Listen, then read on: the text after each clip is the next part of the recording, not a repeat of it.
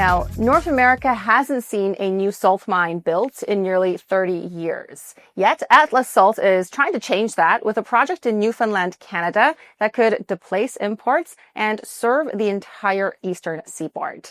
CEO Nolan Peterson joins us today. Nolan, thanks for being here with us. Hi, Rachel. Thanks for having me. Well, listen, what I've read is that North America imports up to 10 million tons of salt a year for de-icing. And like I mentioned, you're building a mine here in Canada to replace some of that. Actually, the first new salt mine in 30 years. Why hasn't anyone else done it? Yeah, so a lot of the things you said are correct. There hasn't been a new salt mine built in North America since 2001, and we do import a significant amount of salt. So the first thing I will say is de-icing road salt. Think about the markets for that: Northeast United States, Ontario, Quebec, the Midwest, and the Atlantic provinces. Those are the markets. They are accessible to seaways and for import markets. Now, why has there not been a new mine built in North America despite the fact that we are importing supply? It's because new mines are hard to find in the salt space.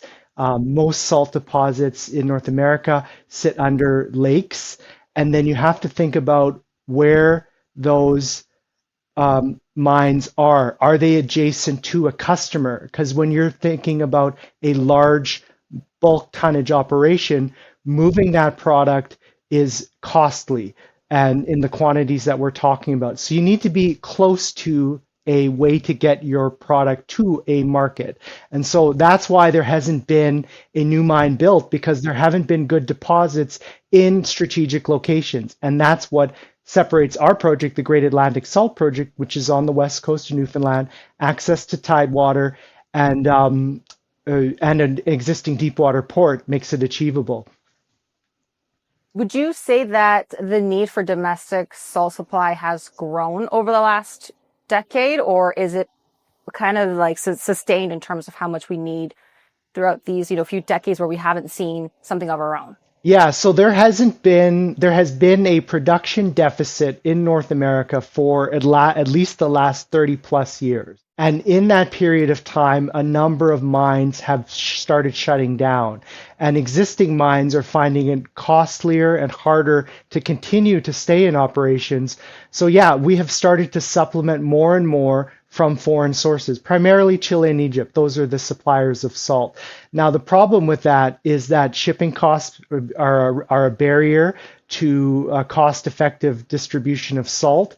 And yeah, so it's not a sustainable situation. We don't believe. We believe that if we can produce our own salt locally, it's better for the market and it's better for the users. It's better for the environment as well, because we're displacing greenhouse gases that are emitted from shipping of that salt. There's a lot of advantages for that. Well, you've put out an updated study, a feasibility study this fall. In it, your net present value actually jumped 66% from a study you published back in 2023. What were the primary drivers of this increase? Yeah, so in 2023, we had targeted a production rate of 2.5 million tons of salt per year, which, as you mentioned earlier, just to give you an idea, we import about 10 million tons, and then the whole North American market uses about 30 to 36 million tons a year, depending upon the weather and the market conditions. So 2.5 million tons is a good chunk, but it's not a drastic portion of the market. Now, in the last 2 years, further work has been done on the project to understand that we can actually achieve a 4 million ton per year production target and production rate. And so if we're selling more salt, we're making more money, and we can work that into the model and work that into our design plans. As anybody who's experienced in the resource sector knows, once you've built it, try to produce as much as you can out of it. Now, fortunately, in 2023, when the original feasibility study was prepared, the mine was already sized in many infrastructure components for 4 million tons. So it was not it wasn't a 60% increase in capex to get to a 66% increase in NPV. It was only a 22% increase in capex. So when the goal is that achievable, you just have to reach out and grab it, right? Well, your deposit is actually 200 meters below surface compared to most salt mines in North America that are 600 meters down, like you mentioned before, under lakes. Does being that shallow actually translate into real cost savings? Yeah, absolutely. So, yeah, just to give you an example of the largest underground salt mine in the world, Goderich, in Goderich, Ontario, owned by a company called Compass Minerals, they're 600 meters deep and they have a number of shafts. So think about a vertical structure in the ground, and then they have to mine they have to drive 3 kilometers under the lake and then mine the material and pull it back and take it out of their shaft. When you're shallow, instead of a shaft mine, you can access it through a standard drift access. And that allows us to have a horizontal, for the most part, horizontal drift and put our material onto a conveyor. When you're talking about a new mine, it's a lower capex, it's faster to reach the target, and then which is the deposit. And then when you're in operations, it's the difference between an elevator and an escalator, right? An escalator will move people and product faster than an elevator will, and in a more cost-effective manner. So it absolutely translates into it, and that makes us allows us to be projected to be one of the lowest cost producers, not only in North America but potentially globally as well. Well, another great sign for investors to look at is agreements, strategics that a company may have in place. We can read that you've got two key ones, Scottwood Industries for an offtake and Sandvik for equipment financing. Per your updated feasibility, you require just under $600 million in initial capex. Can you walk us through how you're going to be securing this amount of financing? Yeah, so strategic partners are always great. Scottwood Industries is the largest retail distributor of bagged de-icing salt in the United States. They have a presence in all the states in the U.S. They have signaled with an MOU that we signed last year that they're interested in taking a portion of our salt and bringing it into their distribution network. And then Sandvik is a well-known equipment provider in the mining industry based out of Sweden, and they've come to us with an equipment financing package for the battery electric vehicles that we will operate at the site. And I should mention, I forgot to mention that this site is 100% battery electric operated, so it will essentially have zero greenhouse gas emissions when it's in operations. That's a side point. But yeah, they've come to the table with about $80 million in financing. That's a large portion of the financing that you mentioned, about 600 million.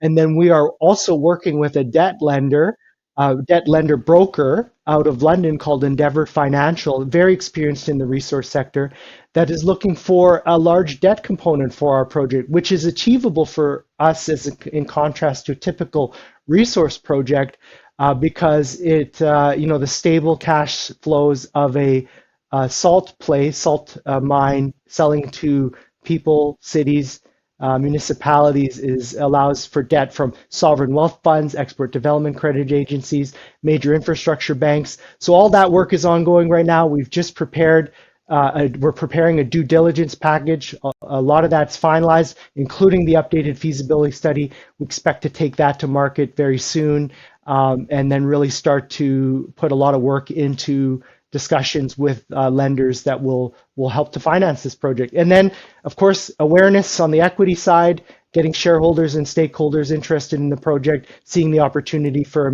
significant gains and improvements in their portfolio. And that's the other side of the story that we're working very hard on. Well, production is slated for 2030, which is 4 or so years out already. Yep. What are some possible factors that could impact that timeline, and what should we be watching to know that you're on track? Yeah, so that's an important thing to note as well. This project, in contrast to many other projects that, and I spent 20 years of my career in the mining industry now, predominantly in gold. Many gold projects will say we can be built in 3 years, but they're waiting on permitting. So it's 3 years from whenever the permit or the EA is received. In our situation, we have an EA already approved. That was approved last year. We're ready to start construction. We have early works permits in hand. So in fact, we are going to start acting on those early works permits very soon. So that'll be the first step to start to build the momentum. And then that understanding what the financing piece that I just talked about is will be another major milestone. And then any additional strategic partnership or offtake agreement or other relationship on the M&A side, those are always in discussion, always angles that we're exploring that could be things that people can take a look at and look out for, and that would cause the stock to perform, as we expect it to. Well, my last question is a bit of a great segue here. If we compare your enterprise value, 69 mil, to your NPV, Yeah, 920 mil, you can see that's a gap. yeah. What closes it? Is it financing, more off takes, breaking ground? When will the market wake up to salt? Yeah, I think it's all of those things, as you mentioned. Now, we don't have the market systemic awareness, right? If we were a gold company, everyone would know all about gold. They know that we're one of the 200 other gold companies that they could follow on any given day. And the World Gold Council is putting out a gold ad or something like that, and everybody's thinking about it, right? We don't benefit from that. So it's making the market aware to follow our story and then look out for the things that you just mentioned as catalysts, as delivering on what we said we would do, and then educating people on how significant those milestones are, and to make people understand that this is a mine that is ready to be built today, as opposed to many other junior companies where they say, "Oh, if you give us some more money, we'll drill for something. We'll try to find something. We hope to have this agreement lined up." We are ready to go right now with appropriate funding, which we are working hard to get. And again, though, at the moment, we can start acting on some of the work that has already been done, which is a very good position to be in. Well, great for you to be here with us to talk to the CEO.CA audience about salt. Yeah, thanks for having me. I've been wanting to come on for a while now. Yeah. Well, you've got a memorable ticker symbol, Yes. SALT, on the Venture Exchange. You can always go to co.ca/salt to see what the community is saying about the company. Thanks for watching.